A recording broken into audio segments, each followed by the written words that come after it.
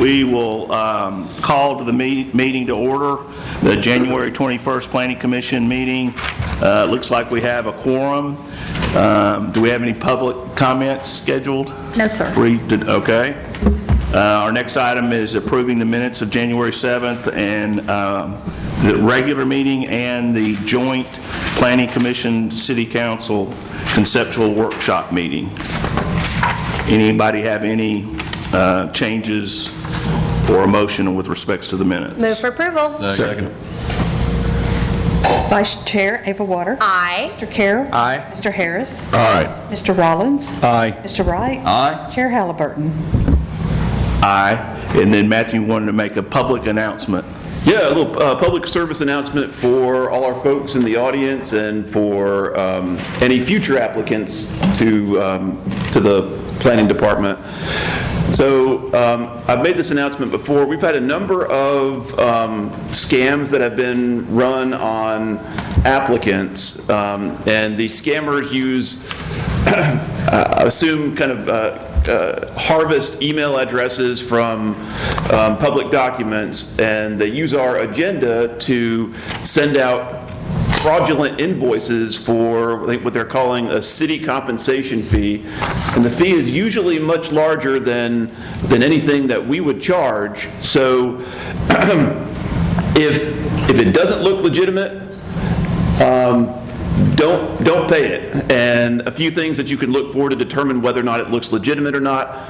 Always, this is what our IT department tells us, always look at the email address that it comes from. So these are coming primarily from something that says usa.gov is the end of the email address. All of our email addresses are murfreesborotn.gov.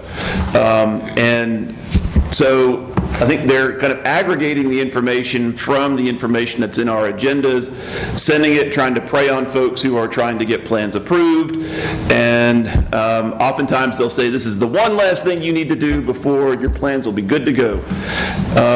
So if you get an invoice, first of all, we usually do not invoice applicants. Applicants know to pay us when they submit their application. So you will almost never get an email from us asking for payment unless the deadline has come and gone and Ms. Jaco sees that you have not paid your application fee, the standard application fee amount that's posted on our website, and she will send you an email politely asking you for that. Politely. But The first is polite.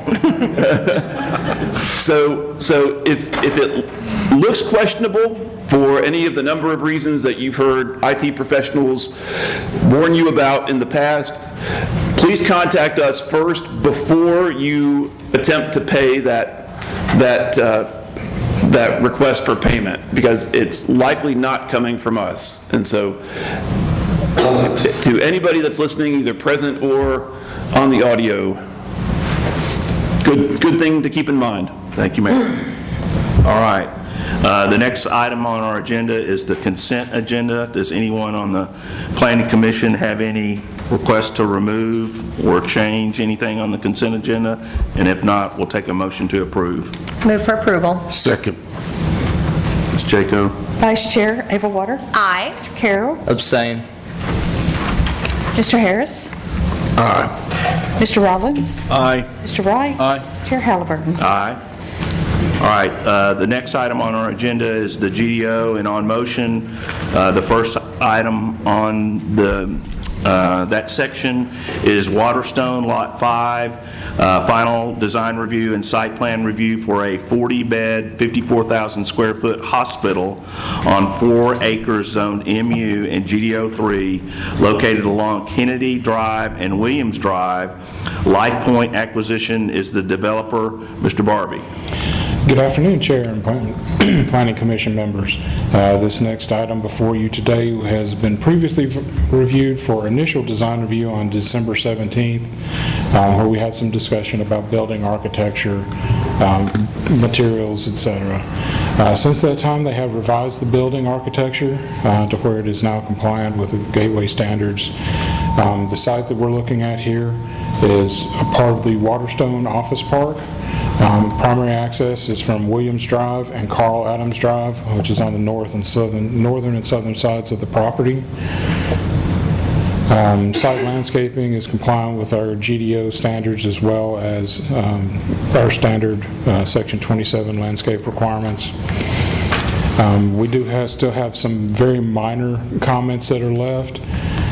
For the property, we do have one request for some additional illumination along public pathways. But here you can see the building architecture has been revised. I think there's some pretty dramatic improvements since you last had the opportunity to take a look at this. But staff finds the site's generally, the plan's generally in good condition and would request that any approval is made subject to staff comments. Any questions for Mr. Barbie on this application? Hearing none, do we have a motion? Or do we have questions?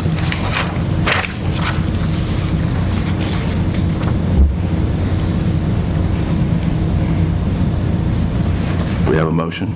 Move for approval, subject to all staff comments. Second. Ms. Jaco? Vice Chair Avon. Aye. Mr. Carroll. Aye. Mr. Harris. Aye. Mr. Rollins. Aye. Mr. Wright. Aye. Chair Halliburton. Aye.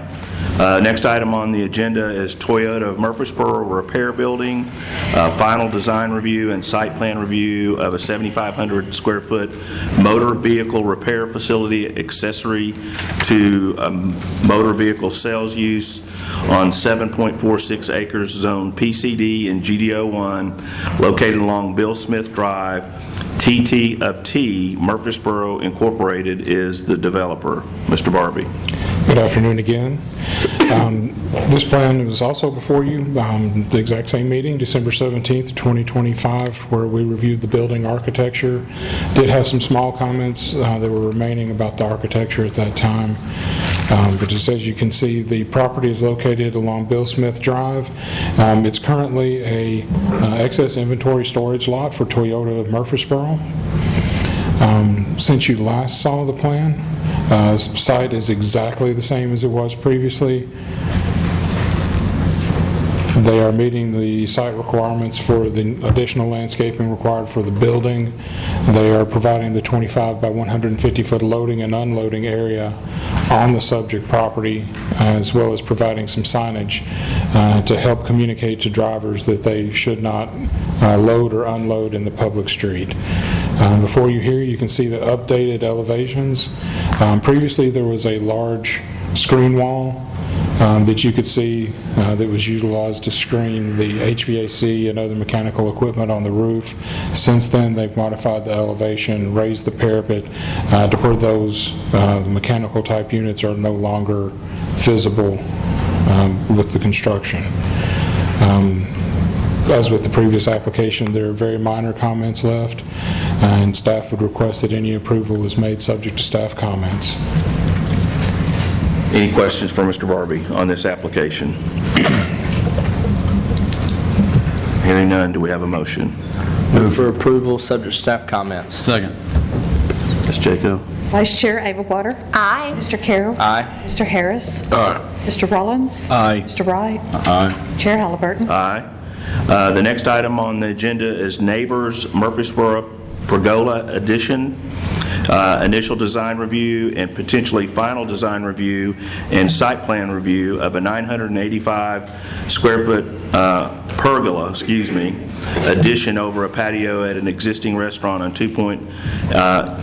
2 acres zone commercial highway in GDO 1 located along Robbie Corley Lane. JMTCO DBA Structure 10 is the developer. Mr. Barbie. Thank you again, Chair Halliburton. This next application is for a 985 square foot pergola addition on the north side of the existing Neighbors restaurant and the Clary Park development. There's an existing patio on the north side that this will be covering. As you can see here, just base footprint, it's going to be within the existing footprint of the patio that's there. Building materials will be to match the existing building. They do provide masonry brick bases on all of the pole structures to match the brick that's on the building itself. The other materials are anodized aluminum. Lighting has been integrated into the framework of the structure itself to illuminate the dining area. And they will also have outdoor heaters mounted so that it will extend the part of the season where customers can utilize that space. Staff is requesting that you consider this as both initial and final design review due to the limited scope of the project. Staff finds it generally in good condition and requests that any approval be made subject to all staff comments. Any questions for Mr. Barbie on this application? And we would request that the motion include this being both initial design review and final design review / site plan review, so that they would not have to come back again next month. Someone would like to make a motion to that effect? So move whatever Matthew just said, subject to all staff comment. Second. We have a motion and a second. Vice Chair Ava Water. Aye. Mr. Carroll. Aye. Mr. Harris. Aye. Mr. Rollins. Aye. Mr. Wright. Aye. Chair Halliburton. Aye. All right, the next item on our agenda is plats and plans. The first item there is Parkway Place, Lot 17, site plan for 3 industrial buildings totaling 285,885 square feet on 26.27 acres, zone PID, located along Logistics Way and Elam Road. Levitt Industrial LLC is the developer. Ms. Smith. Good afternoon, Commission. As you can see on the above screen, it shows the last of the lots for development consideration in the Parkway Place planned development.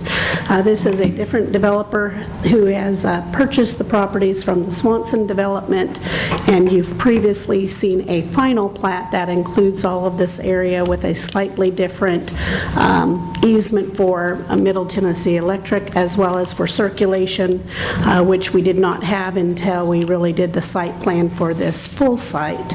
As you may recall, this is the one that actually will provide an opening here down to Elam Road. They did provide a traffic analysis that our traffic division took a close look at as far as signage on this site and potentially on some other sites. So you may recall this is not for truck traffic, this is only for small vehicle traffic. But the idea was when the PID was approved, this would provide an ability for employees that may be accessing other portions of Parkway Place, up at the Oshkosh building as an example, or some of the others, that there would be this access, but really doing everything that we can to have no trucks in that access. So this is only a 24-foot wide section here, but further up, a truck can actually come through the end of Logistics Way here that is already constructed, all the way down, traverse the site, and go straight back up. Or if they get all the way down at this section, they can make that turn and go back northbound, because again, Elam Road is not adequately made for truck turning traffic and has some line of sight items. What you also will notice on this particular portion is each building has several office spaces, or what I'll call tenant spaces, so that they can break up the building. These are spec buildings, so they don't know what the users are going to be currently. And then this smaller one down here at the south side also has 2 of those office spaces. These are in what they call regions 3 and 4. 3 and 4 actually designate what uses can go into each of those buildings. So when we get tenant improvements for actual users, we will make sure that they are meeting those requirements of those plans. The other thing of note is that orientation of truck docks for this PID is not to be oriented towards the residential, so you'll notice these ones, your truck dock areas are inwardly facing their internal private street. or here towards the highway. In this location, it is askewed, so staff has asked that a noise analysis be done when that building construction starts, as there's a single-family home in this location, and you may recall there's heavy tree buffers all the way down this side, 50 feet wide, and then larger feet wide at this location. And the distance from here to the nearest building is about 130 feet. The distance from here to the nearest house is about 175 feet in distance. And looking at the preservation, and it's easier to always see with the aerial, you can see the pre-existing tree canopies that are already in existence. And again, the protection zone that we're looking at is really this section down here, where they're actually going to be putting some additional heavier type E buffer landscaping in this area where it looks like their tree canopy is a little bit thinner, and they're required to, where they don't meet that higher level, that they'll have to augment tree plantings in those areas.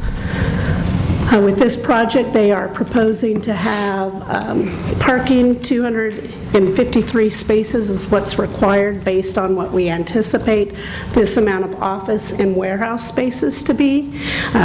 But they're actually providing about 366, so almost 100 more, which may allow them to really provide for any type of use that could potentially be allowed within their section.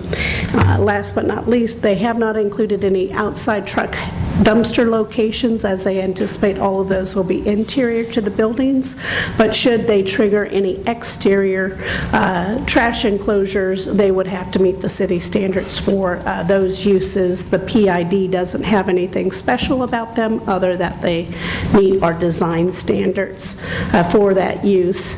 And again, as you can see, the entire site does have various types of landscaping buffers around regular perimeter plantings around the site, as well as those preservation areas and augmentation areas. And then last but not least, here's the exterior design. It's tilt-up concrete construction buildings, and we're breaking the buildings so that where each of those office spaces has kind of a colored determining difference, as well as a canopy separating the two.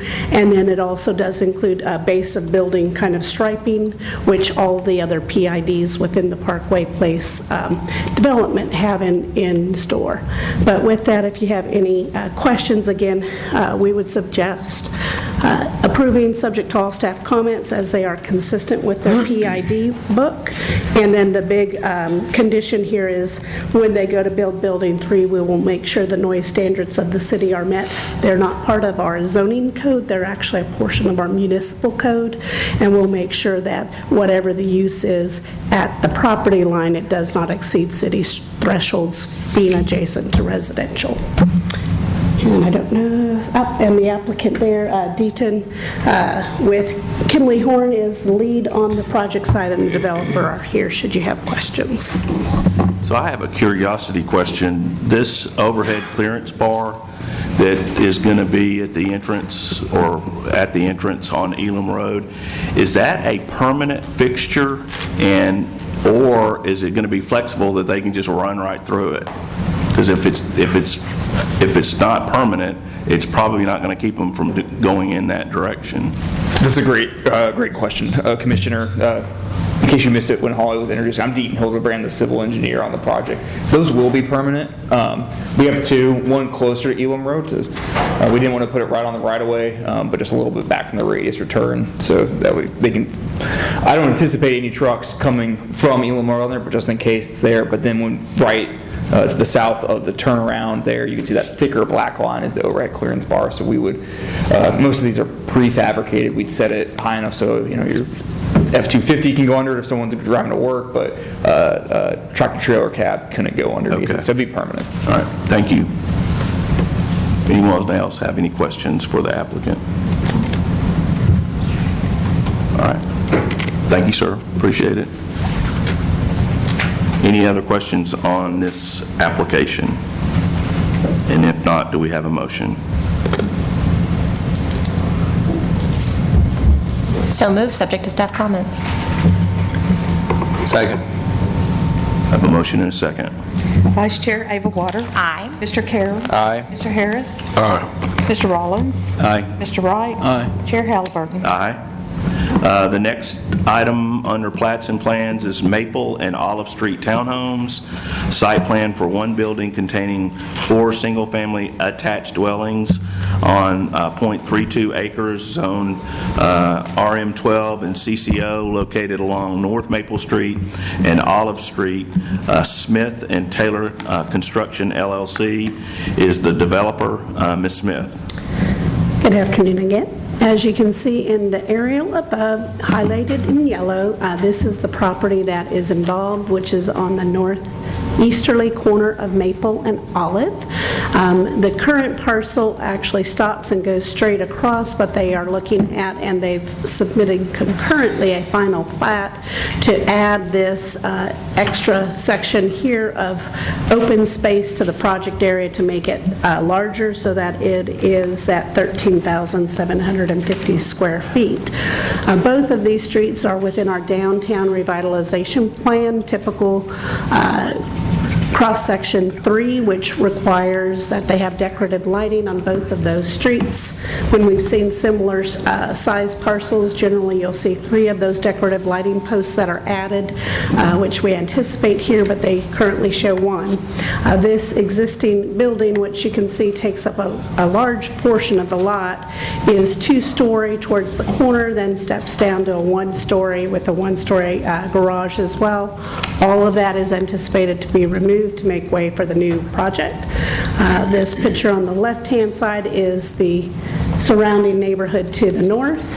This one on the right is to their easterly border. That one is zoned RM16. The one with the Tennessee logo on it is actually RM12. This particular lot is also RM12 with that city court overlay, which has some special requirements that allow for different setbacks than the traditional. On the opposite side of the street is a commercial use, has been converted from a house into a commercial use, and to the south there are also commercial uses. This is directly adjacent to our downtown future footprint in our Highlands, North Highlands program, but it is within what we call mixed form housing is the designation for our long-range plan. The density proposed for this project is at 12.66 dwelling units per acre, and that's based on the city's zoning. If you've ever seen our chart 2, it's a little bit lengthy, a little bit hard to understand, but it breaks things into these various categories. The one that they're using is that one on the bottom, which is allowed for single-family attached homes, even if they are a 4-family dwelling, and based on those standards on that very last line, staff has determined that they're allowed to be at that 4 units on the property. On the particular project site, we have received this afternoon, there was some conflicts between some of the engineering and architecture drawings, which staff did this very crude drawing, which now we have the update here for your viewing. And I believe this is a 3-foot or 4-foot overhang mat. Okay, so approximately 3 feet of the upper floor is actually cantilever over that first floor.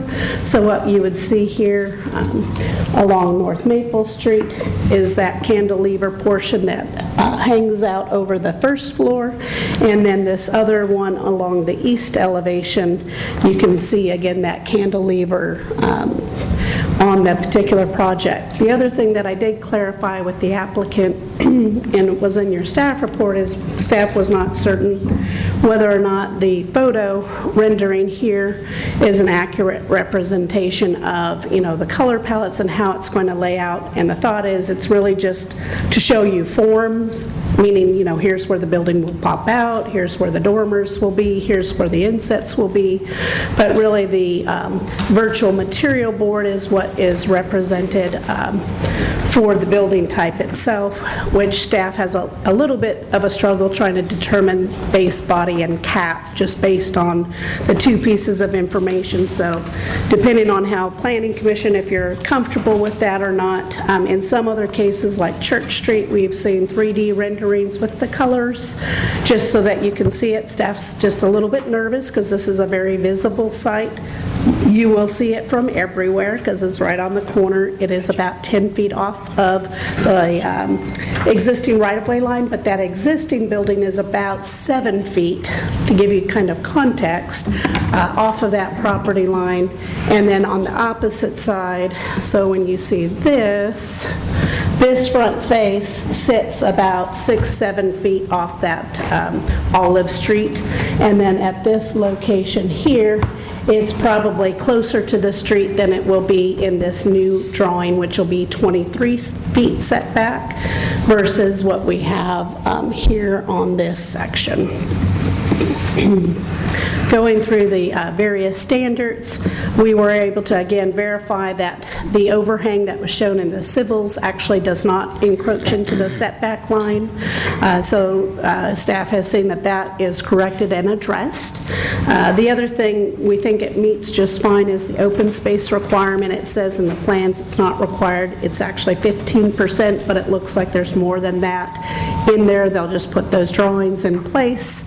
But of note, again, what you'll see is we have that 25-foot build-to line, which they're going to build at 23, and then this 11-foot build-to line, and that actually can't go any closer than 10 feet because that's where your planned PUE is for your utilities.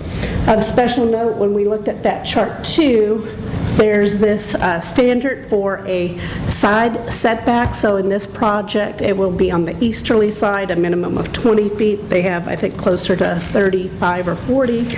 And then on that rear setback, a minimum of 25, they're at about 27, even with that cantilever portion on their project site.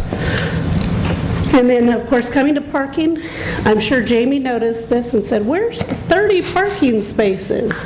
No, there is not 30 parking spaces. Yours truly was trying to get out of town. And it's actually 8 garage spaces plus only 6 guest parking spaces. So it's 14 parking spaces being provided. And what's required by our code in the CCO is 1 per bedroom, which would be a total of 14, so they're providing just at the standard. If they were outside of our CCO, it would be a little bit higher, but they are meeting standard in that particular required area.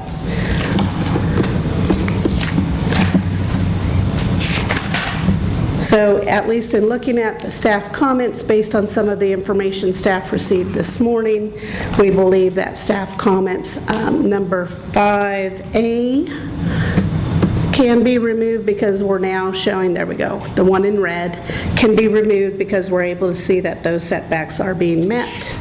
And then the west and east elevations have been provided for you, so visually you could at least see that particular component. And really the only question is whether you have enough information provided in the renderings to make a decision that it fits within the context of the neighborhood. Staff is, again, wanting you all as the design review body to make that determination whether it meets. And the only other component, again, is when you look at the photo that was in the plans itself, it doesn't necessarily have exactly accurate that it's going to be those colors, because you can kind of see here this is more of a red brick tone. This is, when I look at my drawing, it's kind of a reddish white tone, and then a white brick here, which when I compare it with the drawing up here, it doesn't exactly match the photo, but if that is adequate information for Planning Commission to make that determination, we would recommend that all staff comments that would still remain be applicable to the project unless you need further information for your determination. So I got two questions. One is, where are the AC units? Are they on the side, or are they next to the garage doors? On this one, it actually shows, I'll say, I'm assuming, Matt, they're alternative locations, because one plan shows one per column. And I did want to note, and thank you for mentioning that, is that per our city code, the one here could not be located there because it's directly visible and adjacent from the right-of-way. So most likely, if they wanted just the 4, it would probably be 1, 2, 3, 4 that are all in line with those columns.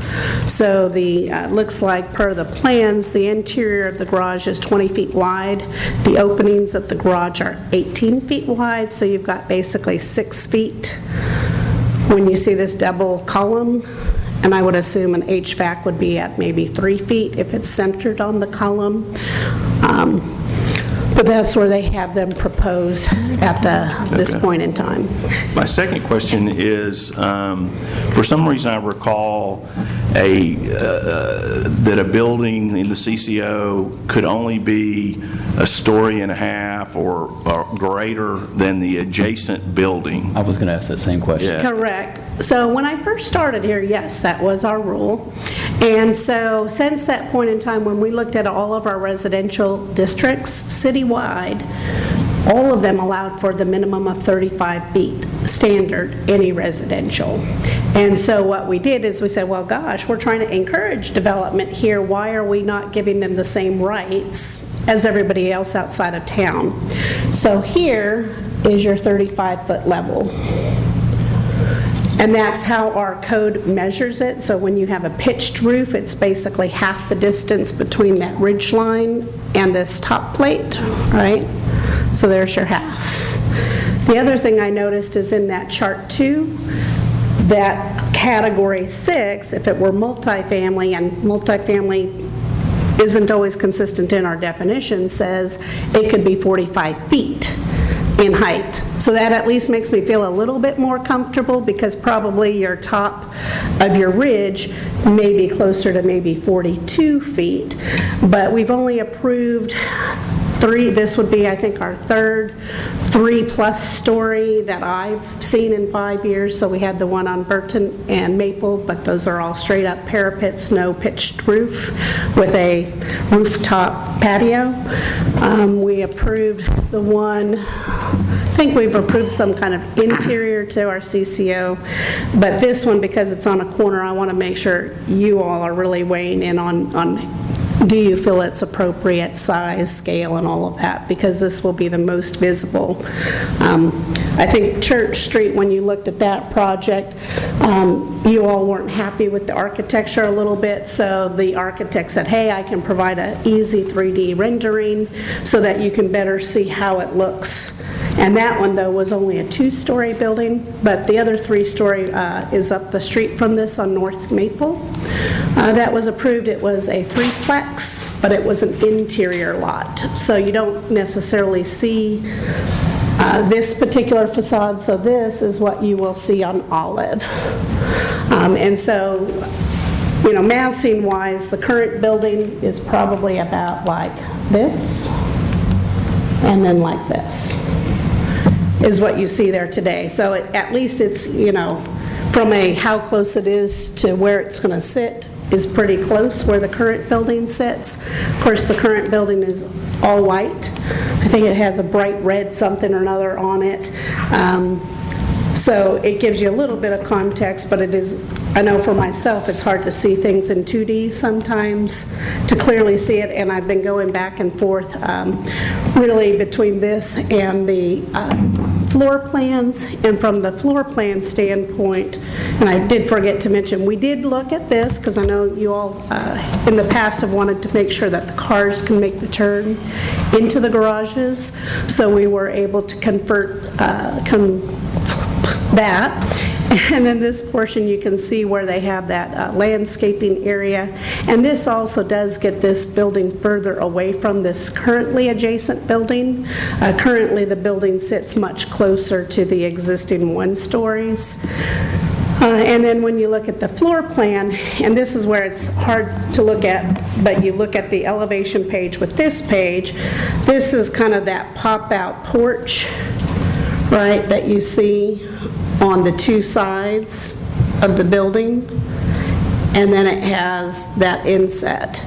Then this is the area where there's actually that covered porch on that second floor basis. And then from the third floor, you have nothing above. And these are right at your 10-foot line. So the building itself actually sits closer to 15 feet back, so it'll set just a little bit further back than the current building. And then we did verify that you have actually your trash is here in the garage as well as the water heater. This is a minimum of a 24 width. Matt, was it 23 in depth? I know it was more than 20. I didn't see the dimension on it. Which feature, Garage depth. So we're on page, the architectural A11. I know I've seen it on prior versions, and I said, gosh, that's a really big garage. 21 foot 9 inches. So 21 feet 9 inches in depth. So it's a little bit longer than our standard, and it's definitely wider than our standard. But again, it's hard to see in two dimensions, but they do basically have 4 bedrooms, 2 4-bedroom units, and 2 3-bedroom units. So those outside units are basically downstairs offices. The interior units are potential office or bedrooms, but those could easily be a home office, like a home occupation in this particular zone district. Hey, Harley, is there a drawing with the guest parking? Yeah. So, and it's, I wouldn't call it guest parking. Our standards actually don't have guest parking, but here's your 1, 2, 3, 4, 5, 6 parking spaces, and then each of these have 2 directly under them. So that's where all your parking is.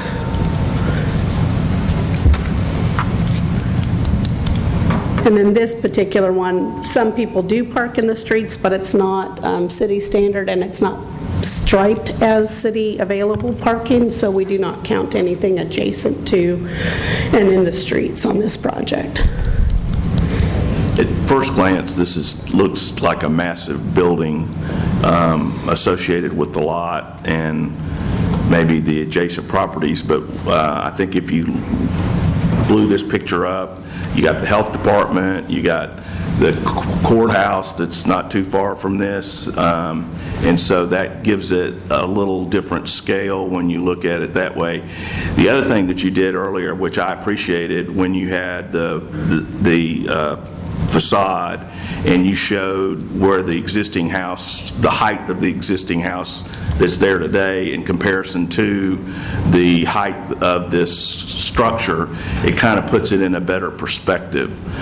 Because when you first glance at this, when I saw it, I'm like, golly, this is a monster. But all those things kind of give me a little different perspective. But Especially the line of sight we've talked about before, seeing the line of sight. Well, and I think the other thing that was helpful is when we did the bus tour, hearing, hey, we want enough spacing between things. I think I remember Mr. Wright stating, so here's where that adjacent house is. And so like the current building is closer to like this as far as footprint. So it's much closer to that adjacent one, and then here's that other 1-story. So the parking here actually gives you more distance away from that property line, and then because your drive aisle's coming in here, that's pulling that building probably about a good 15 more feet to the south. So at least from the adjacent neighbors, they're not having buildings as close to them. And you're right, across the street actually is a massive parking lot for, I think it's the health department, so it's just an open sea of parking. Yeah, if the cable department could pull up my computer, I'll provide that aerial photo. Thank you, Matt. Sure. so I think the housing authority somewhere. Yeah, that housing authority is catty corner from this property. That the cable department could pull up. That little log cabin is right to the East of this, right? directly to the east. Yeah, it's barely one story, correct? Right, that's this one right here. Here we go. Oh, there we go. So there's Caius and Rogers' office, Housing Authority, Health Department, and there's the log cabin that Mr. Wright was talking about. I still think it's massive. I mean, it's straight zoning, so there's really nothing we can say yes or no about. I really don't give a flip what color it is. I mean, I think if the builder wants to take a risk and paint it chartreuse, let them paint it chartreuse and let the market decide. I drive this every single day, and yes, it may only be 12-foot difference, but 12-foot difference on that road is, I mean, you drive that road now, that one on the corner of Maple and Loki, it looked, I mean, straight up. So I do think it's massive, but it's straight zone, so it's not really anything we can say no about. The only difference is in what we did on Spring and Burton. You may recall there, I think they were 2.5 stories, and what we did is we only did a 1-story pop-out patio, so that way it stepped from a 1-story before it went 2, and then it really got, a little bit further in height, and it looked like the grading did not change, and in this particular case as well, the grading stays almost the same, so you're not going to see like a row on Bilbro where you're adding 6 feet of fill.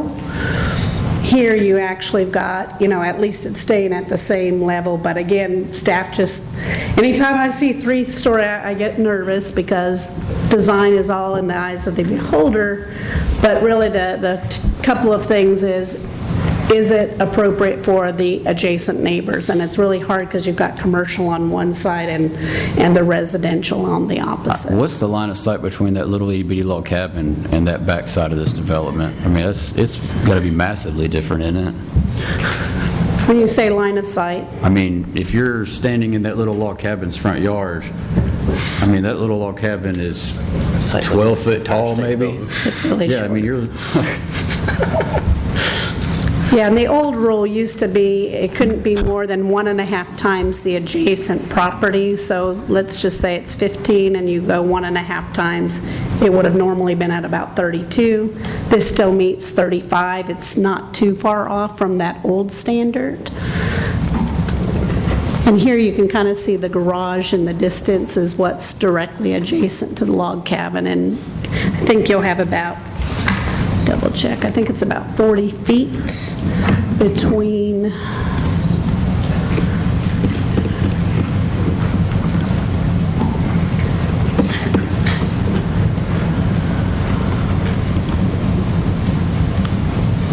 so here you've got 18.5, 16.5, and another 3. So you're at 20, 35.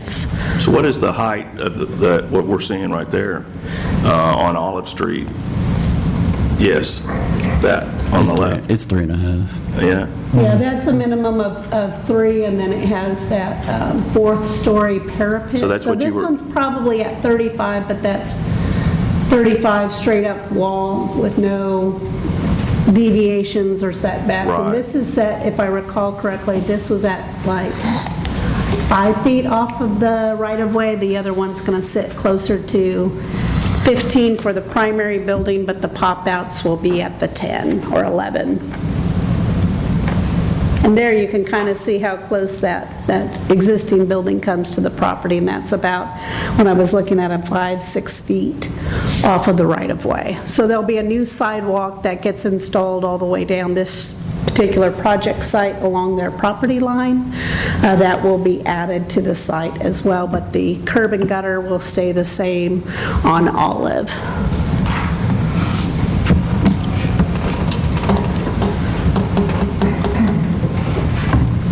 And it looks like they're going to try to preserve the trees that are along the Maple Street side because they may be far enough from the building. That'd help. And I think that's what they did up the street at Maple, is they were able to keep the front canopy trees, which at least again helped to transition it into the neighborhood. I think it's a good-looking building. I think it's too big, but it's straight zoned. So I'll make the motion to approve subject to all staff comments. I got one question before you do that, Sean, just real quick. Just, you brought up the sidewalk. I see the sidewalk that goes down Olive, and it's stopping at the property line, and then there's a gap where that log cabin is. Yes. And I'm just throwing this out here. Is there any way to tie that in? Because there's sidewalk on the other side of that log cabin at their property line. See where it's the stone sidewalk here? It's a old sidewalk, yeah. Yeah, I mean, is there any way so we don't have like a little gap In there the by past, when chance, we or- did the Baptist church, we asked them, can you just provide the designs for the sidewalk, and then the city actually Pay taking to those do it. designs during their Yeah. GAP project to actually fill in that missing link, but maybe Okay. Matt has a, I was just thinking while they're out, I mean, didn't know if it was a possibility or not, or how that would work. Are you talking about taking up the stone part, or are you talking about just getting it to the driveway? Just of the log? getting it to where all that's, tied in. I don't know, does it go all the way to does the stone sidewalk go all the way to the property line of this? It may stop at the driveway. I think it stops at the, yeah. I just didn't know, because you're bringing sidewalk down to the property line. Yeah, so I mean, you're but maybe then you'd talking probably about- have to put a driveway ramp in for that. Yeah, I don't know that I'd want to mess with their driveway. Yeah. I mean, I think my client would probably be okay putting in a little segment there. I can't tell if, I can't control that. There's almost like 2 driveways right there, it looks like, right? Maybe that one's ours. I think That one's that's ours. y'all's. Yeah, so, I mean, we could get it to their driveway. I don't mind extending that next Yeah. 5 feet. I don't know that I want to mess with their driveways, though. Okay, is all. understood. I was just trying to thinking about trying to prevent just a gap, but, But I definitely didn't want to touch the stone sidewalk. I think Yeah, no. we've all been down that path. understood. I guess I have a question about the parking. The garage space looks extremely small. Did you say 18 feet, Ms. Smith? 18 feet is the opening, but if you'll notice on this particular drawing, I mean, the rendering, it may not be to scale, but Yeah, they actually you put get in home, a- but you can't get out of your car. yeah, they actually put in a pretty giant cars, because I said, gosh, these are huge.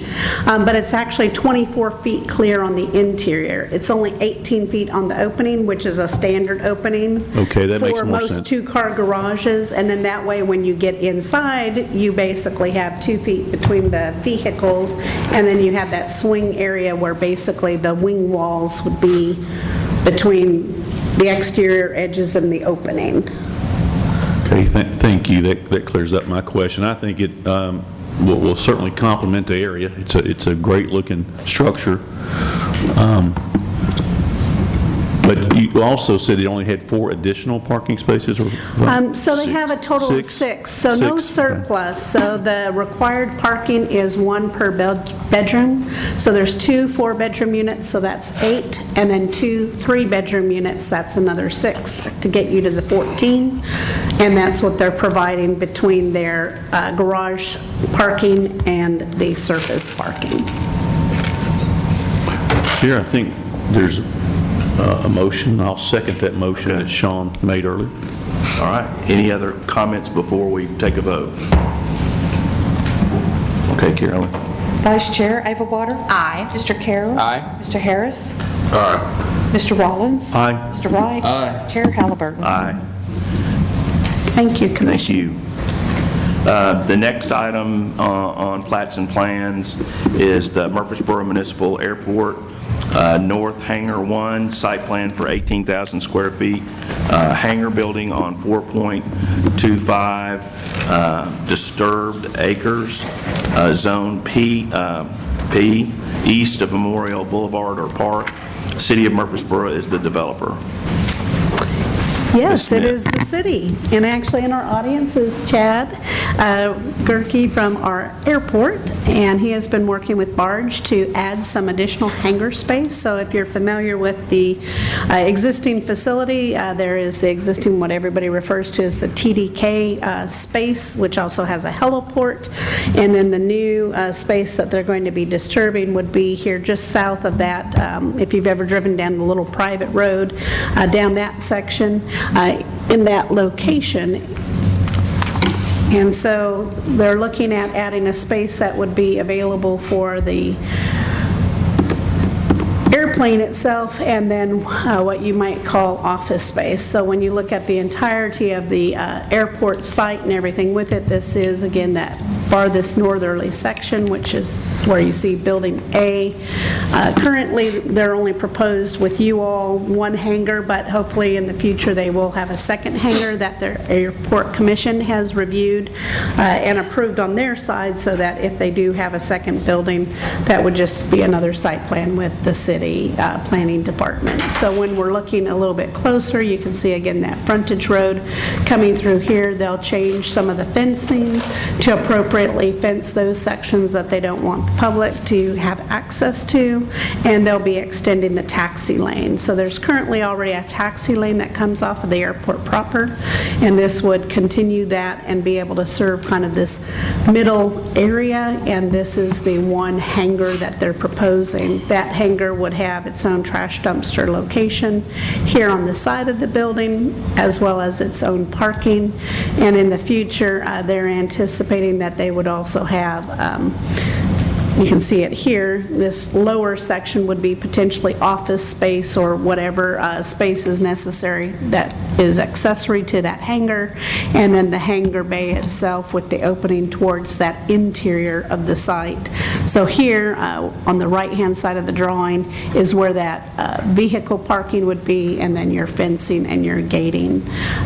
Because it's predominantly industrial in nature, it does mimic a lot of the existing airport structures and buildings, but it does include that base body and cap that we look for, as well as along the potential office space, they've incorporated brick materials to again separate those out and meet the design guideline standards.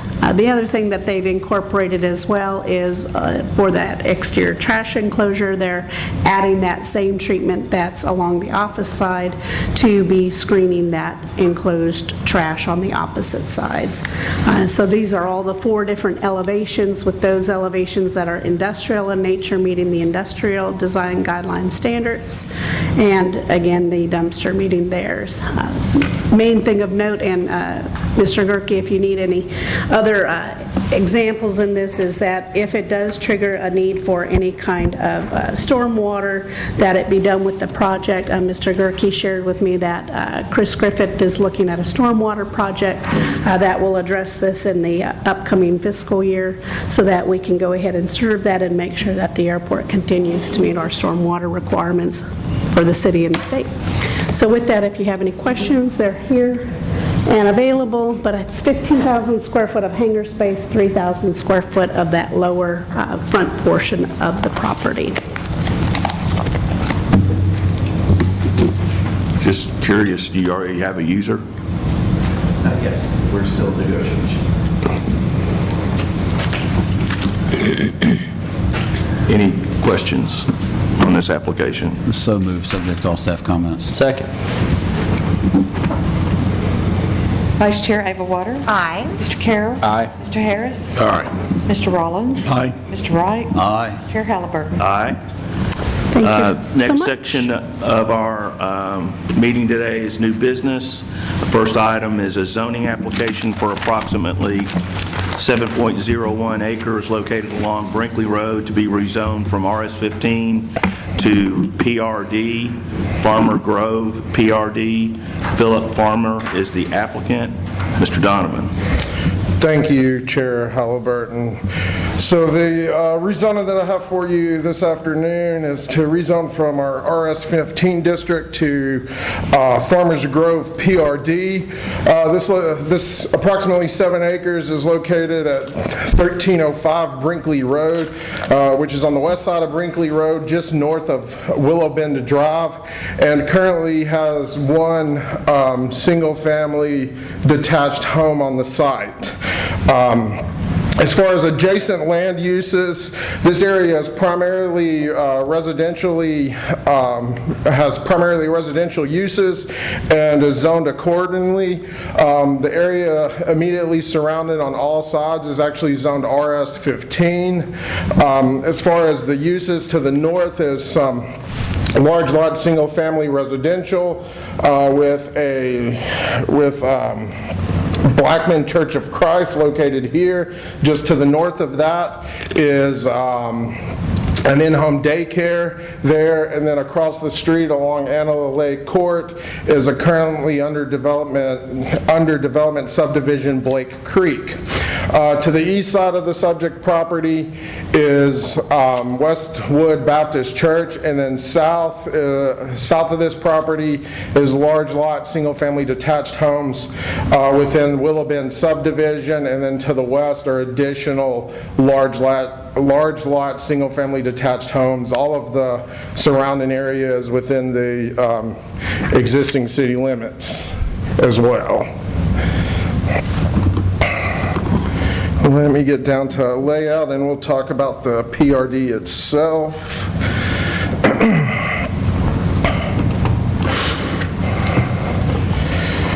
So the PRD itself includes 21 single-family detached homes with 21 lots, an amenity lot located here that has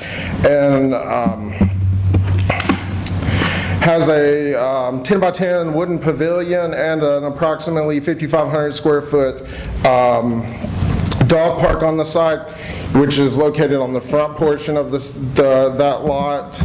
And then the rear portion is being reserved for an area that's just an activity play field. The mail kiosk will be located at staff's request in the back of the cul-de-sac. We felt like this was a place that it could be located and not need additional parking outside of people being able to pull up and jump out and go to their mail kiosk from the cul-de-sac. As far as the lots themselves, they're proposed to have a minimum lot size of 10,000 square feet with a 35-foot front setback and a 25-foot rear setback. The side setbacks do have an exception that goes along with them. When compared to the RS10 district, the applicant is requesting to go from a 10-foot side setback down to a 5-foot setback. And then the other exception along with this PUD is going from the required 65-foot in the comparable RS10 district down to 50-foot width lots. So you're seeing a 15-foot reduction in the overall width of the lot being requested. The homes themselves are, let me jump to some of the architecture pages. Proposed to be 2 stories, have 2-car garages associated with them, as well as a covered front porch. And you'll notice in the upper left-hand corner is where they have information on their materials. What they're proposing is a 24-inch brick water table on all 4 sides with hardy siding or an LP siding above that brick water table.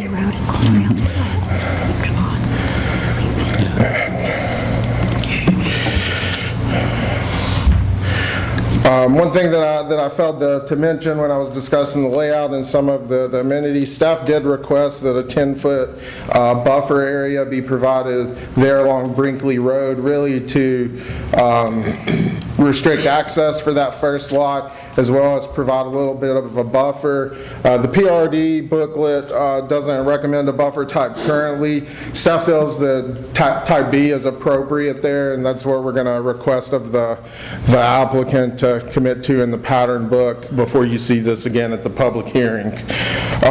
Just kind of to recap the couple of exceptions that are here. When you compare it to the RS10 district, we would see a 10-foot side setback. Typically, they're requesting to go down to 5. When you compare the minimum lot width to a 10,000 square foot lot, the RS10 district, they're requesting to go from 65 to 50 foot. As far as the future land use map is concerned, this area is called out as suburban residential, and I will get back up to the staff report that has the map.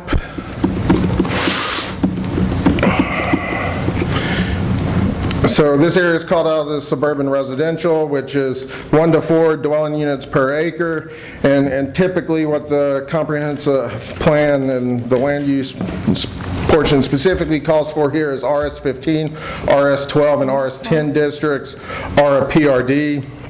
In this case, the 2.9 dwelling units per acre is consistent with that comprehensive plan.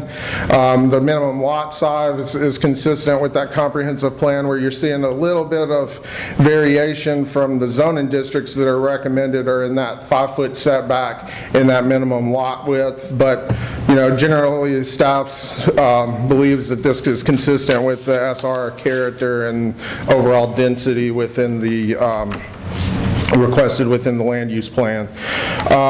Staff is, our planning commission will need to discuss this item, rezoning request, and schedule the public hearing. Staff is recommending that the public hearing be set for February 4th. I'm happy to answer any questions that planning commission may have, and the applicant and his engineer are here as well. I got a couple comments. I mean, this is surrounded by lots that are big, and Berkshire's right there, RS-15, Puckett Station's close, big lots. I don't like the 10,000-foot lots in this area surrounded by what it's got surrounded it. I don't either, and neither are the neighbors.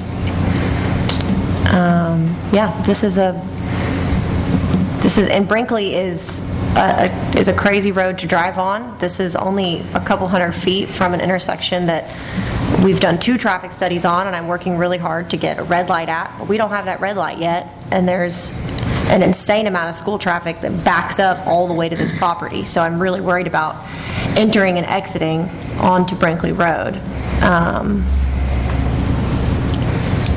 So if I were the applicant, I would that into advisement. I would take that into consideration, because you've got some feedback from people that have to vote twice. 4 times, 3 times. Not necessarily asking for it today. I would just say you have some work to do. We did look at the 2040 thoroughfare plan, and we were intending, when we do the, if we get the approval, to do the road improvements. State your name? Oh, I'm sorry, Greg Dolnick with Colliers Engineering and Design. Thank you. So we were planning on putting the turn lane and the widening required on the 2040 thoroughfare plan as well during the construction, so that at least we'd be for the entire frontage of the property. We haven't widened all the way to we haven't widened to that section to Brinkley yet, though. Correct. So that doesn't help the rest of the traffic on Brinkley, unfortunately. I just sent an email to Matthew. We have a big question as to whether or not we'll have a quorum on the 4th. I'm here. There's 4, they confirmed it. I would like to hear this on a different date. Do we have an option to do that? I believe so. Let's see. Let me look at the ordinance.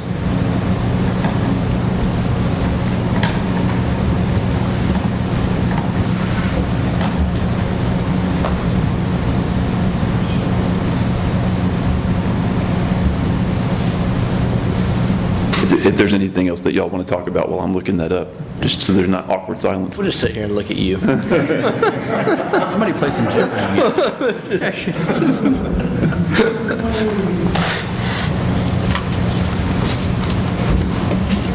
Yeah, I'll just go on the record and say you're not going to get a vote from me to rezone this from RS-15 to PRD.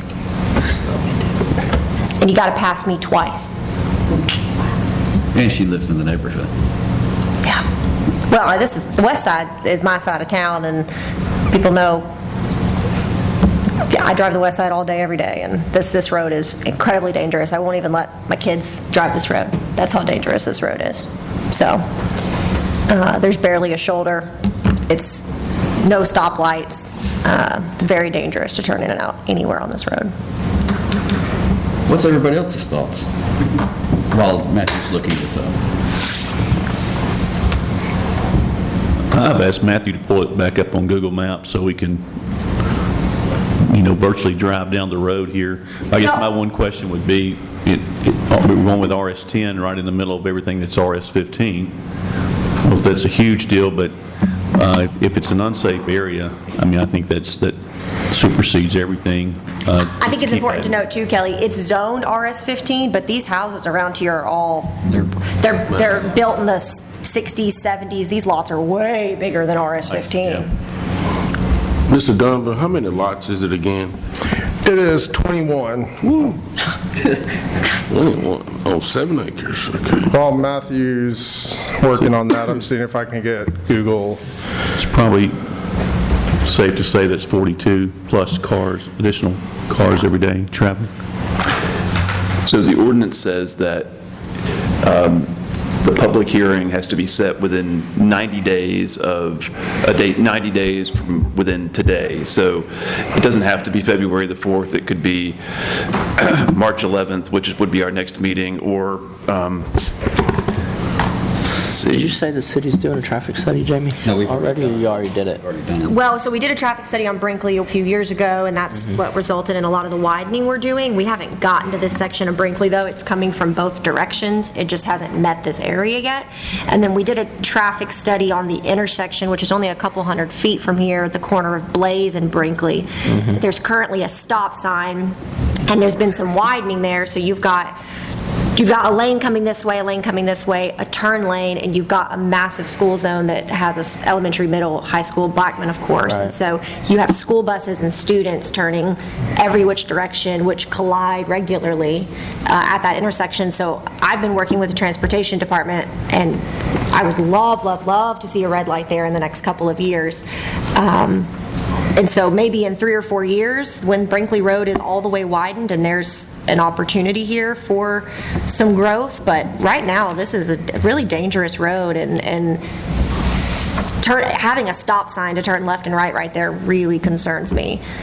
We also have to consider that every single school over here is more than at capacity. We have students at Blackman and Portables, overall is at capacity. So I'm really concerned about availability of services. Well, I'll correlate it to a property that the planning commission passed here and got to council and got denied, surrounded by RS-15 lots on Memorial. And it came through with 10,000-foot lots, passed planning commission, and failed 7-0 at council. Yeah. And it was surrounded by RS-15 lots, came through with 10,000-foot lots. This body passed it, and it failed 7-0 at council. Yeah. These are big, beautiful lots around here with old homes. And it just doesn't match the environment. So let's pick a date for a public hearing. looks like your options would be February 4th, March the 11th, or April the 8th, and that would all be within the window prescribed by our zoning ordinance. Let's do March 11th. March 11th, is that good for everybody for this public hearing? Is that good for you? Yep. March 11th, you're here? Yep, I'm here. I will make a motion to set the public hearing for March 11th under the advisement that the applicant do some work between now and then. That's my motion. Second. Motion and second. Anybody have any comments before we vote? Okay, go ahead, Ms. Jaco. Vice Chair Overwater, Aye. Mr. Carroll. Aye. Mr. Harris. Aye. Mr. Rollins. Aye. Mr. Wright. Aye. Chair Halliburton. Aye. The next item on our agenda is a mandatory referral to consider the abandonment of a portion of Airport Road right-of-way. City of Murfreesboro Municipal Airport is the applicant. Mr. Anthony, how are you doing? I'm doing good. Thank you and good afternoon, members of the Planning Commission and Chair Halliburton. The mandatory referral before you today is for a right-of-way abandonment at the southeast corner of Memorial Boulevard and Airport Road, actually just right around where the Whataburger was. The airport is requesting this portion of the right-of-way so that they can quit claim it and then erect a sign for the airport. Staff recommends that the Planning Commission set a public hearing for the February 4th Planning Commission meeting. Any questions for Mr. Anthony on this application? February 4th sounds great for that. Move for approval. Thank you, Jamie. Thanks, Jamie. I won't be here. All right, we have a motion. Do we have a second? Second. Ms. Jaco. Vice Chair Overwater. Aye. Mr. Carroll. Aye. Mr. Harris. Aye. Mr. Rollins. Aye. Mr. Wright. Aye. Chair Halliburton. Aye. Next item on our agenda is annexation petition and plan of services for approximately 8.81 acres located along Sulphur Springs Road and North Thompson Lane, including approximately 920 linear feet of Sulphur Springs Road right-of-way. K&B Investment Partners LLC is the applicant, and you must be pinch hitting. I stayed at a Holiday Inn Express last night, so I'm going to pretend to be Mr. Barbie for a few minutes. He had to step out for a moment, so I'll present for him. This property is located at the southwest corner of the intersection of North Thompson Lane and Sulphur Springs Road. The property owners have petitioned the city for annexation. It is total, with the right-of-way that has been included in the study area, a little under 9 acres. You'll see there's about a 920 linear foot segment of, if the cable department could pull up my screen, please. Yeah, I was about to ask for that. Yeah, sorry about that. There is about a 920 linear foot segment of Sulphur Springs Road right-of-way that we have included in the study area. The County Road Board, at its meeting earlier this month, voted to grant its consent for the city to annex that right-of-way. The property, as you can see, is contiguous with the existing city limits on its south, north, and east. And it is within the city's urban growth boundary and is within the city's service infill area. And if we zoomed out, we could see this is kind of part of a larger donut hole of county in the city. There is no companion zoning request on the property. If it is annexed into the city, it will be given an interim zoning classification of RS15. Call it an interim zoning classification because that's what it's assigned based on the zoning in the county. But the applicants have no intention of requesting any other kind of zoning. They wish to develop it with the RS15 zoning, that it would be given automatically upon annexation. I believe they're looking at about 7 or 8 lots that would front directly on Sulphur Springs Road. I think they're looking to mitigate the number of driveway cuts onto Sulphur Springs Road by doing some joint driveways should the property be annexed. So that would cut the number of driveways from 7 or 8 to about 3 or 4. And they've been working with our public infrastructure department on how that's going to look. The annexation plan of services is well underway. Mr. Barbie's been working on that. Today you'll need to have any initial discussion that you would like to have, and then schedule it for a public hearing. We would recommend a public hearing date of March the 11th, and that's because of the additional advertising time that's required by the state for annexations. Mr. Taylor is in the audience representing Mr. Beard, and will be available to answer any questions as the applicant's representative as well. Any questions for Matthew or Matt on this application? If there are none, do we have a motion? So move. Second. To public hearing on March the 11th. Ms. Jacob? Vice Chair Ava Water. Aye. Mr. Carroll. Aye. Mr. Harris. Aye. Mr. Rollins. Aye. Mr. Wright. Aye. Chair Halliburton. Aye. Next item on our agenda is staff reports and other business. Mr. Newman.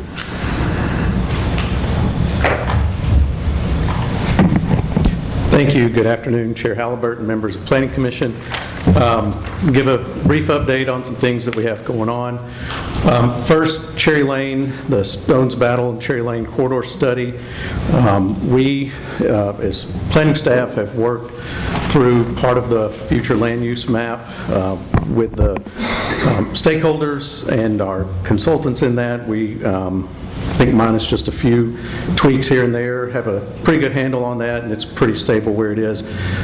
Consultants have been working with utilities, different utilities along that corridor, just to make sure that they have, that they're looking at everything, taking everything into consideration. So they're finishing that up, and that should be ready to present at the joint workshop in February. Design guidelines, we had a really good discussion at the joint workshop that we had most recently. Staff got a lot of feedback on the design guidelines. We've reacted to that, made some small edits in the design guidelines as they stood at that time. Our plan is to meet with the rest of planning staff next week, get some more ideas on some of the discussion surrounding architecture, and bring that back to the consultants to have some sort of finalized deliverable that everybody can review. So we don't know, a full finish date with that, but we are going to meet next week and get a game plan together with the consultants to keep that moving forward. So still moving forward that, and that's good. Thrivance, the consultants that are taking a look at the planning department, they have progressed through one of their last steps, which, they've gotten a lot of data from us. They've met with members of council, internal, external stakeholders, and they've synthesized a lot of data, put it together, and they're on track to finish their analysis of the planning department by the end of January, and then they'll have some findings and recommendations to make, and I believe that will go to council for that final report, but we can also send that to the Planning Commission as well. So those are some of the projects that we have going. And then lastly, I wanted to talk a little bit about staffing. So we have an intern starting next week. One of our interns left a few weeks ago, and so we have another one starting, and that's been a really good program. This time we weren't able to fill that position with a MTSU student, which we typically have. We just didn't have applicants from MTSU. So the student that we have coming in has a degree and has graduated from Reed College in Oregon, lives in Murfreesboro, and then will be starting a master's program at Boston University pretty soon. It'll be a distance learning. So interested in being a planner and entering into this field of work, so that's one of the key things that I think makes a good intern successful. We still have our project engineer position open and still working to try to fill that. And then I have some news with Mr. Richard Donovan, principal planner. He's accepted a position with Lewisburg, where he came from before working here at the planning department. And Richard will be the director of planning and codes there. I know when he left, they did some restructuring. It's also, I think, 30 minutes closer to where he lives, so instead of an hour commute, he'll have about a 15-minute commute. So Richard's last day with us will be January 30th, and we wish him good luck in his new endeavors. Richard's been a very valued member of our staff here, very knowledgeable in many different aspects of the planning world, and so we appreciate all the work that Richard's done for this department and this city, and again, we wish him well. Thank you. Thank you, Mr. Newman. Anything else, Matthew? Yes.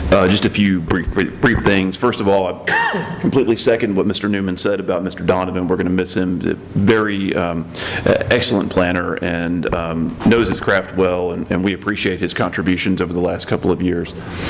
And just to build off what another thing Mr. Newman said, our joint conceptual workshop will be on February the 4th at 4:30 p.m. directly before the evening Planning Commission meeting at 6 p.m. So we're here in the council chambers just like last time.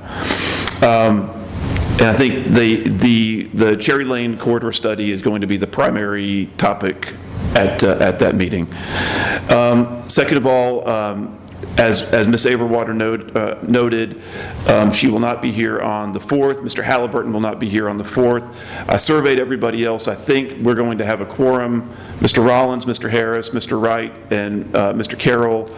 I believe all of you said that you will be here on the 4th. Is that correct? Yes, sir. Okay, and I believe Mr. Prince, I can't remember if he responded or not, but we do have 2 public hearings scheduled that evening for the annexation and zoning on Manchester Pike. Pike that we scheduled last month, and then the Airport Road right-of-way abandonment as well. So, and the one on Manchester Pike has already been advertised, so wanted to confirm that we will have a quorum that evening for those public hearings. And that's all I've got. All right. Thank you, Matthew. Thank you very much. We're adjourned.